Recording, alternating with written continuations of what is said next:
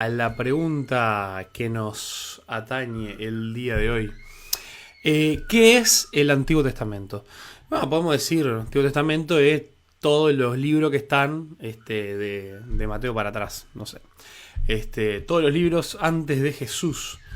Eh, bueno, sí, técnicamente sería correcto. Después también está esto de la palabra testamento, la palabra testamento significa pacto también.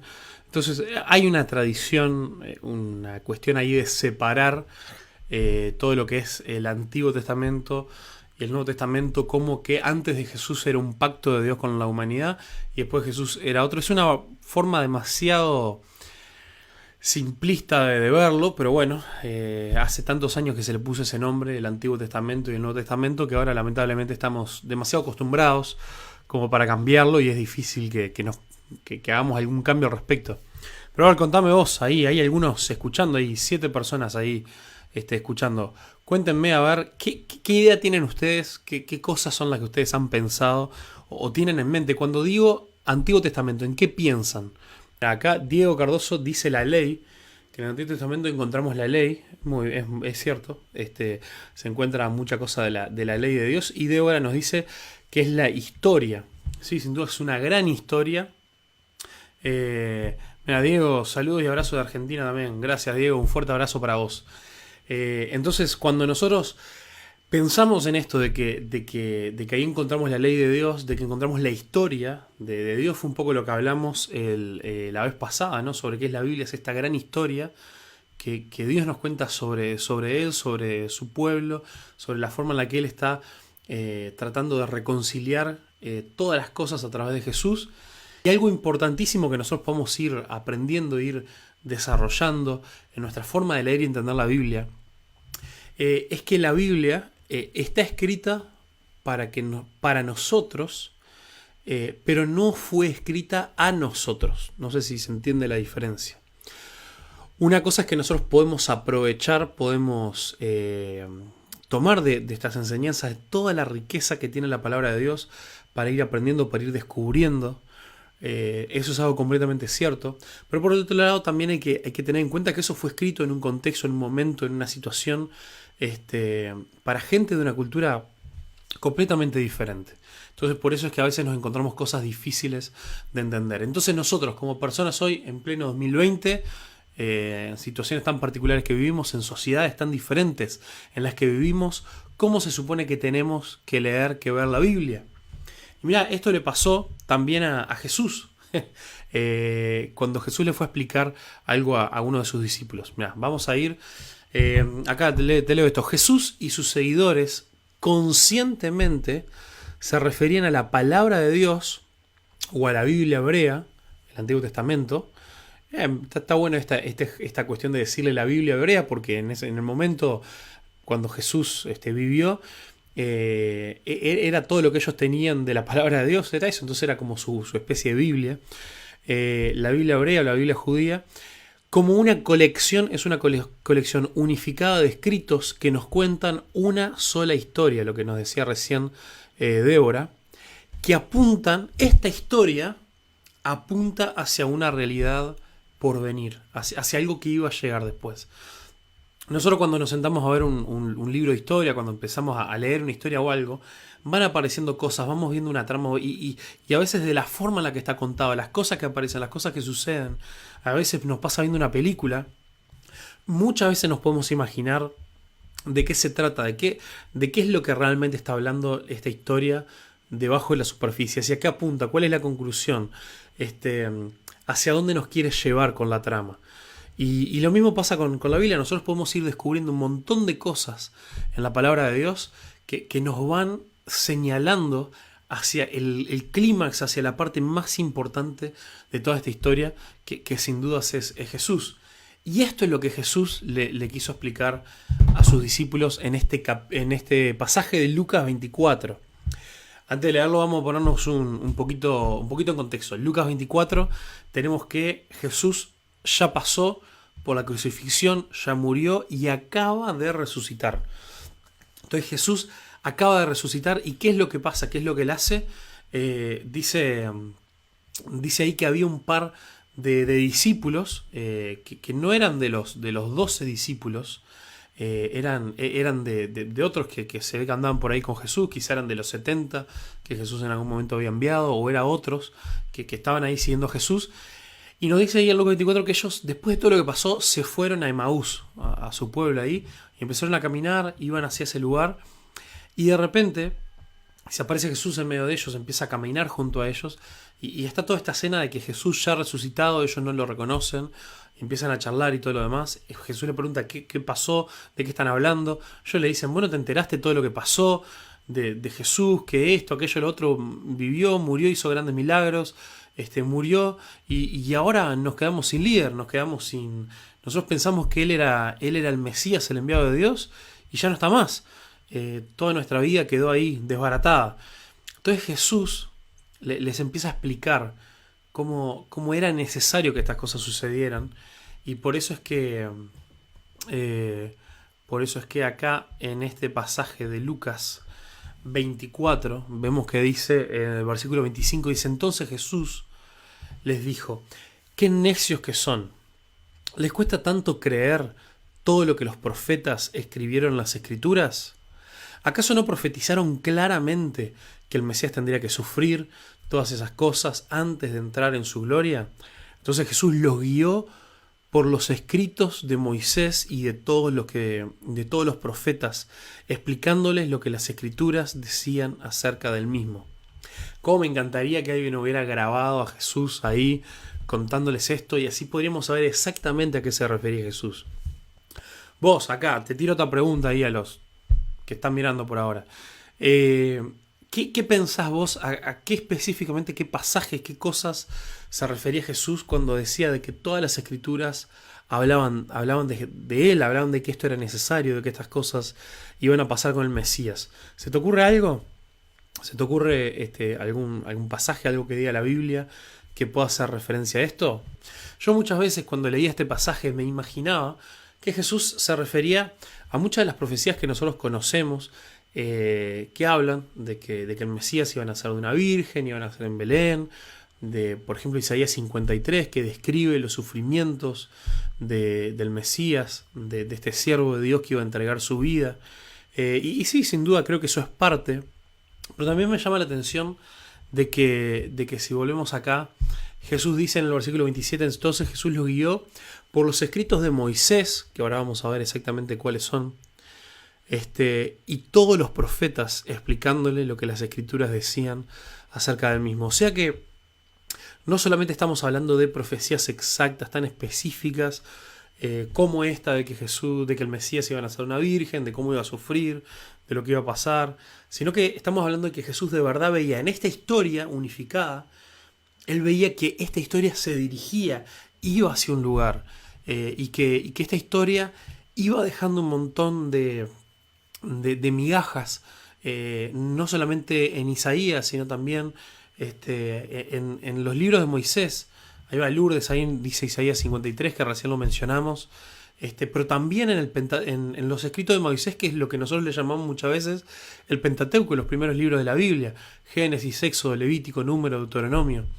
Entonces hay muchas cosas también que tienen que ver con esto. Entonces vamos a ver otra parte dentro de lo mismo, un poco más adelante.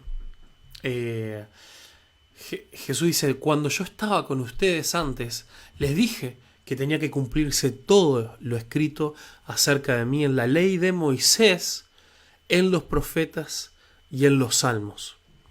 Hay otro salmo también muy conocido por detallar parte de los sufrimientos de Jesús.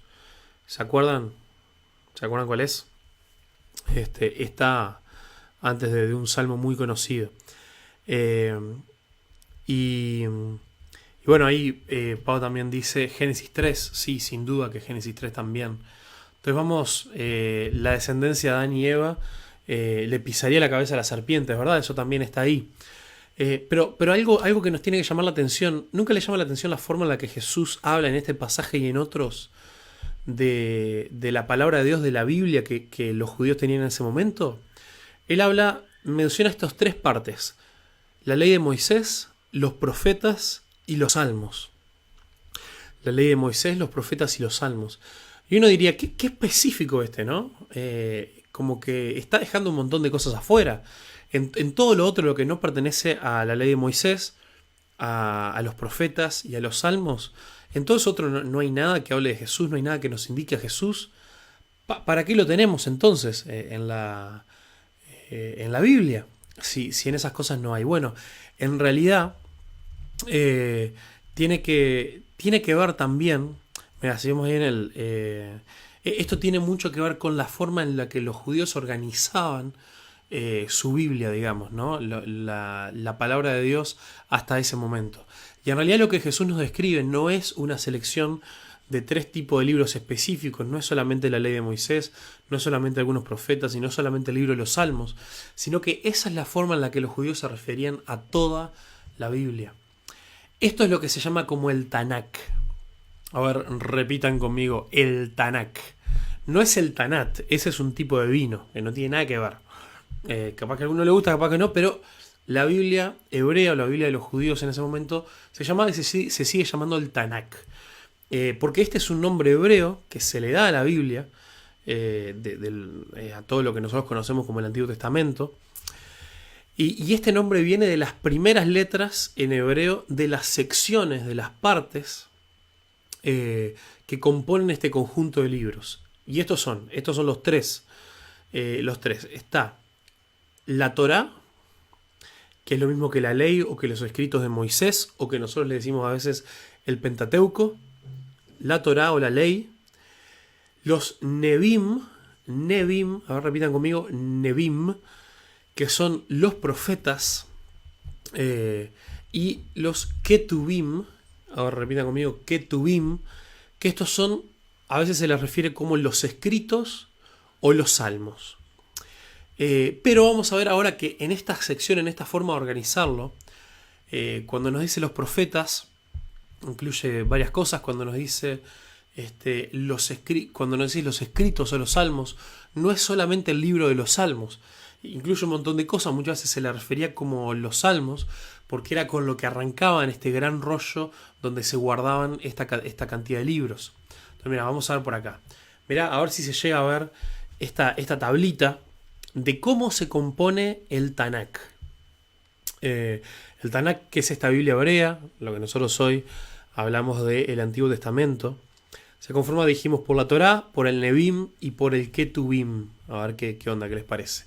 Y vamos a notar de que hay una diferencia también en el orden de las cosas. Por ejemplo, la Torá comienza con Génesis, Éxodo, Levítico, Número, Deuteronomio. Y después, la siguiente sección grande que hay del Tanakh es el Nebim, que comienza con Josué, con jueces, con Samuel, con reyes. Y después, y entonces imagínate que el Nebim que eran, ¿se acuerdan que eran? Eran los profetas. Entonces, en esto de los profetas, considera dentro de la sección de profetas a Josué, al libro de jueces, al libro de Samuel y el de reyes. Lo considera como parte de esta sección de los profetas. Y después también tenemos a todos los profetas que solemos conocer, desde Isaías hasta Malaquías. Pero ahí no se terminaba la Biblia para ellos, sino que ahí arrancaba el Ketubim, que como yo les dije hoy, arrancaba esta sección con los salmos, pero también incluía los proverbios, Job, y después venía toda una sección de libros que nosotros los identificamos con muchas otras historias, que es parte del Ketubim, es parte de los escritos, o lo que a veces se los llama simplemente los salmos, por ser el primer libro de esta sección y el más grande también. Ahí tenemos a la historia de Ruth, Cantar de los Cantares, Eclesiastés, Lamentaciones, Esther, Daniel, Esdras, Crónicas. Entonces, acá hay algo importante que tenemos que ir ahí identificando. Por un lado, tenemos que para Jesús, la Biblia que Jesús leía tenía los mismos libros que nosotros tenemos, pero los tenía en un orden distinto. No los tenía en el mismo orden que los tenemos nosotros. El contenido era lo mismo, pero de diferente orden. Comenzaba con el Génesis, igual que nosotros. Después la siguiente sección comenzaba con Josué y terminaba con Malaquías. Y la siguiente sección comienza con los Salmos y después termina con Crónicas. Es raro pensar que la Biblia, que el Antiguo Testamento termine con crónicas. Es como raro, ¿no? Pero bueno, así era para los judíos ahí en ese momento por cómo organizaban esto. Y acá es donde algo que aprendí hace poco que me voló la cabeza. A ver, mira, pongo así la cámara en grande para poder decirte lo que aprendí, que les voy a mostrar ahora. Me voló la cabeza y es una de las cosas que me está ayudando a ver la Biblia de una manera completamente diferente, renovada, con muchas ganas de seguir descubriendo y ver lo que hay acá. Tiene que ver con otras formas en las que en la palabra de Dios está entretejida esta necesidad del Mesías, esta necesidad de que venga alguien que pueda, este enviado de Dios, este siervo de Dios, que pueda hacer lo que nosotros jamás pudimos hacer, que pueda hacer, como dice después en el Nuevo Testamento, creo que en Romanos, de que pueda ser este nuevo Adán, que pueda vencer al pecado y que pueda ahora sí guiar a los hijos de Dios también a esta vida, a una vida de agradar a Dios siendo parte del reino de Dios. Entonces mira, si volvemos a identificar, separar estas partes, ¿no? La Torá, los profetas y los salmos o los escritos, que acá tenemos todo, ¿no? Vamos a ver cómo se conectan. Es muy interesante cómo termina la última parte de la Torá, cómo termina la última parte de los profetas y cómo comienza la primera parte de los profetas y cómo comienza la primera parte de los escritos o los salmos. Esto es algo que nos tiene que volar la cabeza. Mirá, vamos a Deuteronomio. Recordemos también lo que dijo Pau ahí de esa promesa en Génesis 3 que Dios le hace al hombre y a la mujer, de que iban a venir un descendiente de ellos que iba a poder vencer el pecado, iba a poder vencer a esta bestia, a esta serpiente que venía y que tentaba y que traía muerte y maldición también a todo el mundo. Entonces si nosotros vamos ahí a Deuteronomio, capítulo 34, versículo 10, bien ahí al final, lo último de Deuteronomio. Dice: nunca más hubo en Israel otro profeta como Moisés, a quien el Señor conocía cara a cara. El Señor lo envió a la tierra de Egipto para realizar todas las señales milagrosas y maravillosas contra el faraón, contra toda su tierra y contra todos sus sirvientes. Moisés realizó con gran poder hechos aterradores a la vista de todo Israel. Imagínate, está este gran profeta de Dios, encargado de liberar al pueblo. Y todos estos libros, estos escritos de Moisés, nos dice que él muere. Y nos deja con una sensación media melancólica, media nostálgica, de decir, este tipo fue un fenómeno, pero ¿sabes qué? Nunca más hubo nadie como él. Nunca vino otra persona que pudiera hacer las cosas que él hizo. Nunca vino alguien que pudiera enfrentar la maldad, que pudiera enfrentar un reino como el de Egipto. Nunca más. Y la gente que estaba leyendo eso sabían que el pueblo de Israel no les fue mejor. Sabían que el pueblo de Israel, después que murió Moisés, se desviaron. Entonces queda esa pregunta, queda una necesidad por alguien similar, mejor a Moisés, porque Moisés murió antes de entrar a la tierra prometida por su desobediencia a Dios. Queda la necesidad de alguien como Moisés, pero aún mejor, que finalmente pueda liderar y pueda guiar al pueblo de Dios para siempre y de una forma perfecta, de una forma correcta. También ahí dice que el Señor lo conocía cara a cara. Y a nosotros de Jesús se nos dice que no solamente que Él vive en una íntima relación con Dios, sino que si nosotros queremos ver a Dios cara a cara, ¿a quién tenemos que mirar? ¿A quién tenemos que buscar? A Jesús mismo. Jesús también fue enviado a Egipto cuando nació por esa persecución. Jesús también hizo señales impresionantes, aterradoras para Israel, para dentro de esa gente. Y son cosas que nos tienen que llamar la atención. Se muere este gran líder, considerado el mayor líder que jamás tuvo Israel, y de repente ahora, ¿y qué hacemos? ¿Con quién quedamos? ¿Con quién contamos? Pero bueno, vamos a ver acá. Saltamos ahí al final de los profetas, en Malaquías 4. Si vamos ahí a Malaquías 4. Ahora sí, en nuestra Biblia podemos buscarlo al final de todo. Malaquías 4, del 4 al 6. Nos dice: acuérdense de obedecer la ley de Moisés, mi servidor, todos los decretos y ordenanzas que le entregué en el monte Sinaí para todo Israel. Miren, les envío el profeta Elías antes de que llegue el gran y el terrible día del Señor. Sus predicaciones harán volver el corazón de los padres hacia sus hijos, el corazón de los hijos hacia sus padres. De lo contrario vendré y haré caer una maldición sobre la tierra. Entonces acá conecta también con esto de que era necesario que el pueblo siguiera obedeciendo esta ley, siguiera obedeciendo, siguiendo a Dios, algo que nunca hicieron realmente de verdad nuevamente. Y es una gran pena, es una gran lástima cómo el corazón del pueblo se fue alejando. Y dice ahí: miren, les envío al profeta Elías antes de que llegue el gran y terrible día del Señor. ¿Se acuerdan cuando Jesús se transfiguró en el monte? Cuando Jesús tuvo esa transfiguración, ¿se acuerdan quiénes estaban ahí con Jesús? Estaba Moisés y estaba Elías.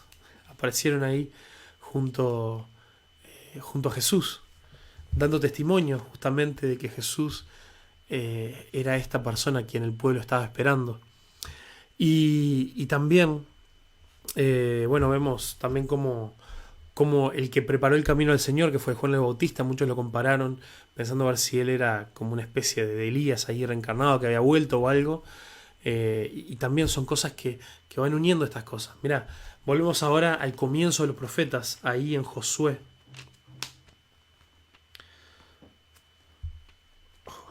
Josué 1.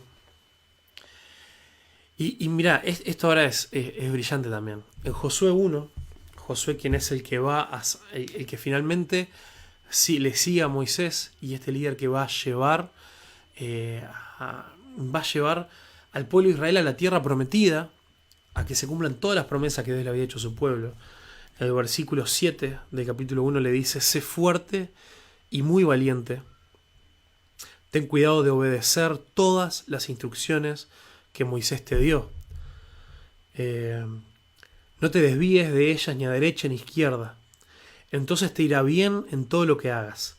Estudia constantemente este libro de instrucción o el libro de la ley.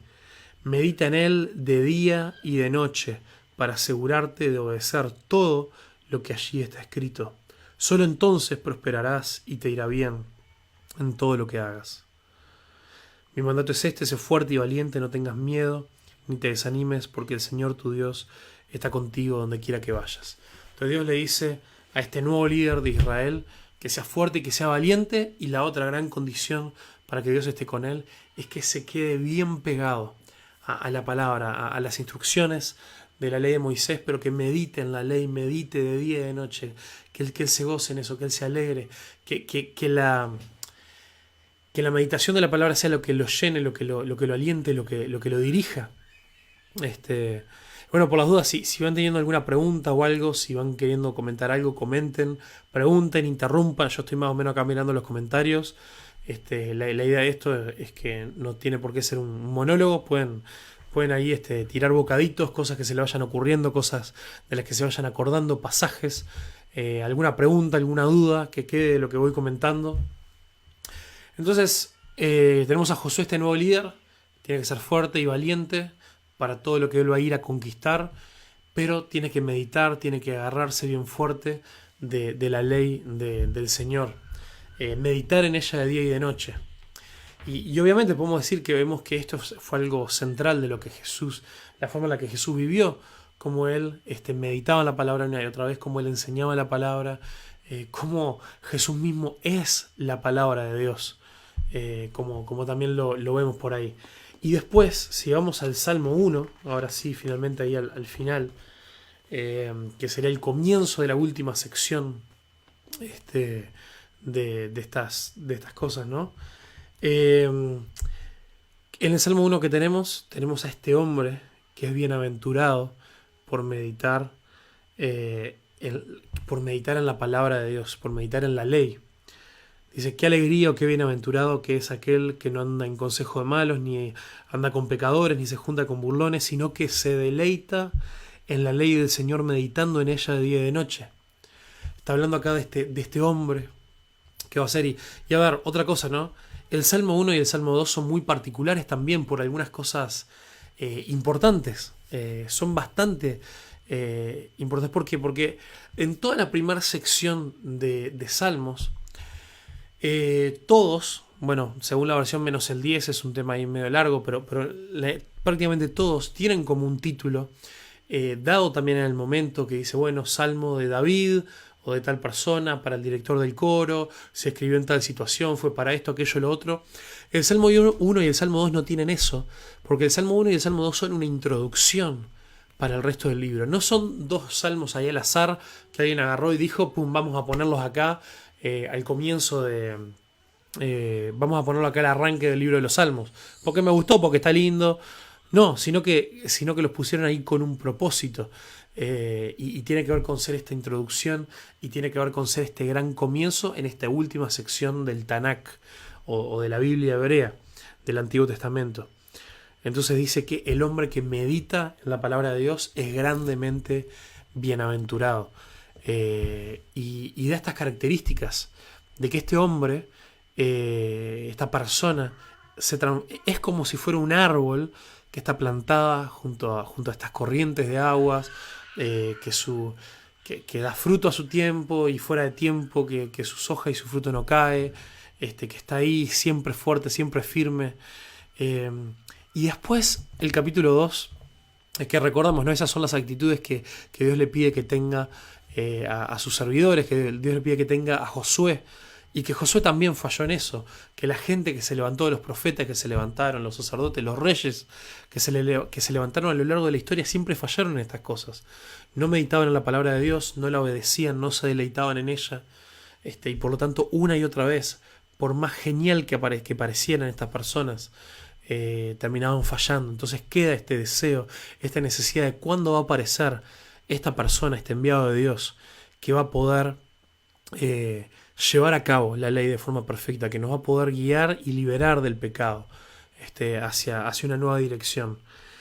Y el Salmo 2 es un salmo impresionante que habla del enojo de las naciones en contra de Dios. Dice, ¿por qué se enojan tanto las naciones? ¿Por qué pierden el tiempo haciendo planes inútiles? Y dice que los reyes de la tierra planean ahí cómo rebelarse en contra de Dios, y Dios cuando los escucha se ríe de ellos. Pues claro, ¿quién va a poder tramar algo en contra de Dios para poder vencerlo? Y dice ahí en el versículo 6 del capítulo del Salmo 2, yo he puesto a mi rey elegido en el trono de Jerusalén, en mi monte santo.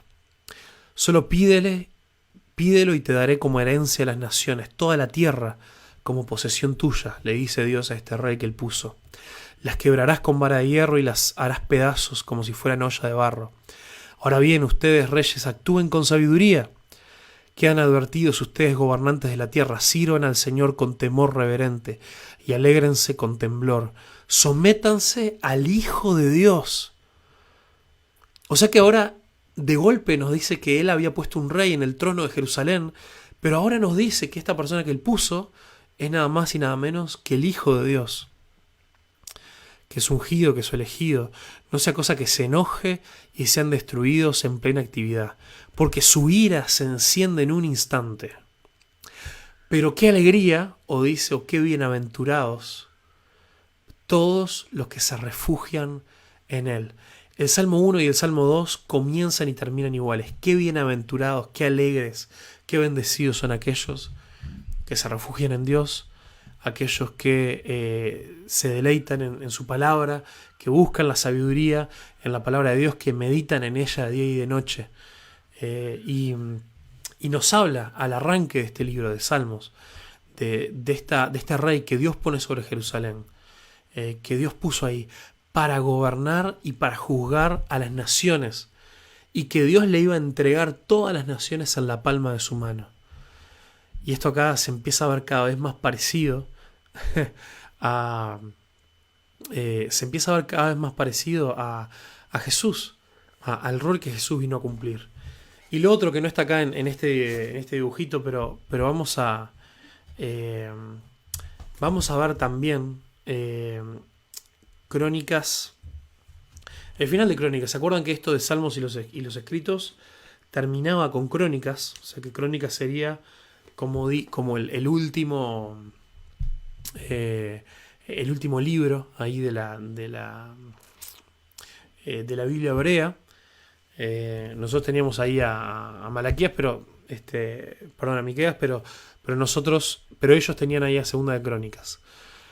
Y el final, Segunda de Crónicas 36, 23 dice: esto dice Ciro, rey de Persia, el Señor Dios del cielo me ha dado todos los reinos de la tierra.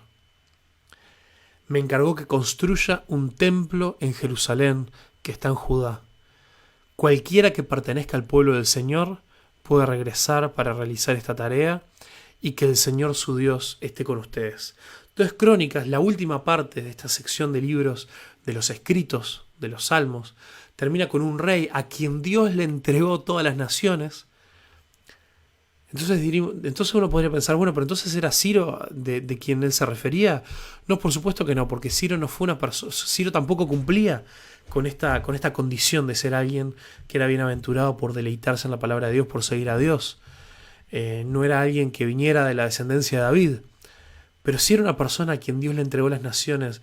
Y en un momento, en un instante, con todas las cosas horribles que Ciro hizo, pudo reflexionar, pudo pensar y decir: qué fuerte esto, ¿no? Fue Dios el que me dio todo, es el Dios de Israel, no el Dios de mi nación ni de mi pueblo. Así que ese templo se reconstruya, que se reconstruya un templo, y todo el que quiera ir puede ir a reconstruirlo. Termina con que el pueblo de Israel estaba en el exilio, habían sido atacados, ya el reino estaba disuelto, ya no quedaba nada, pero queda esta autorización del rey Ciro de Persia para que vayan y reconstruyan el templo. Y ahí van, y nosotros sabemos que después van y ese templo se reconstruye. Pero ¿cómo comienza el Nuevo Testamento? Si nosotros lo vemos en la versión de Juan, comienza el Nuevo Testamento con que Jesús, ¿qué hizo? Jesús es la palabra de Dios, o sea, en aquel en que nosotros debemos meditar y deleitarnos de día y de noche, y además es aquel que dice que vino a habitar entre nosotros, que vino a ser un tabernáculo, en la palabra, entre nosotros, que vino a establecer su templo entre nosotros en la tierra. Esto que Ciro reconoció que Dios le había mandado por haberle dado todas las naciones de ir y de dejar que los judíos construyeran su templo. El Nuevo Testamento comienza, la historia de Dios comienza con que Jesús es Dios hecho hombre que desciende, y Él es Él. Él es quien establece su templo, su residencia entre nosotros. Así nos tiene que volar la cabeza. Y lo último, esto se trata del Antiguo Testamento, pero ¿cómo termina el Nuevo Testamento? El Nuevo Testamento termina en Apocalipsis 22 con la Nueva Jerusalén, con esta ciudad en el cielo, con todos los hijos de Dios que estaban ahí, y desciende a la tierra, es una tierra nueva, renovada, reconciliada con Dios, donde todas las cosas fueron reconciliadas con Él, donde ya no hay pecado, no hay maldad, y esa ciudad desciende para que Dios gobierne por siempre y siempre, con Dios sentado en su trono, con Jesús a la derecha de Dios, y con los hijos de Dios gobernando todas las naciones, gobernando toda la tierra, como Dios lo quiso hacer en Génesis 1 y 2. Y además, en el medio de esa ciudad, que hay un árbol. ¿Se acuerdan del Salmo 1? En el medio de esa ciudad hay un árbol, a través del cual, un árbol que lo atraviesa, un río, y un árbol que su hoja no cae, un árbol que siempre está dando fruto, y que ese fruto es para la sanidad de las naciones. Así que bueno, quería compartir esto con ustedes. A medida que he ido aprendiendo estas cosas y haciendo estas conexiones, son cosas que me han ido iluminando grandemente, me han ido dejando mucha cosa muy buena, muy interesante. Así que les comparto esto, espero que les guste, no sé si quieren dejar algún comentario más. Somos poquitos ahora mirando, capaz que alguno después se prende también a mirarlo. Pero la verdad que para mí estuvo muy bueno poder estar estudiando estas cosas para compartir con ustedes, y a mí me ha servido mucho, me ha sido mucha edificación. Así que bueno, qué lindo es ver cómo toda la palabra de Dios es esta gran historia que apunta hacia una realidad futura innegable, una realidad en la cual la única persona que puede traer esta historia a una buena conclusión, a un final feliz, es solamente Jesús, aquel que es Dios hecho hombre, aquel que vino a vivir entre nosotros, aquel que se entregó hasta lo último, aquel que estuvo dispuesto a dar su vida por nosotros, y aquel que es el único Rey que realmente nos puede guiar a una verdadera vida, aquel que nunca pecó, aquel que rechazó la tentación, y aquel que verdaderamente se deleita en Dios, en su presencia, y aquel que es para nosotros la mismísima palabra de Dios. Así que bueno, muchas gracias, muy lindo, que Dios los bendiga y nos vemos pronto. Chau, chau.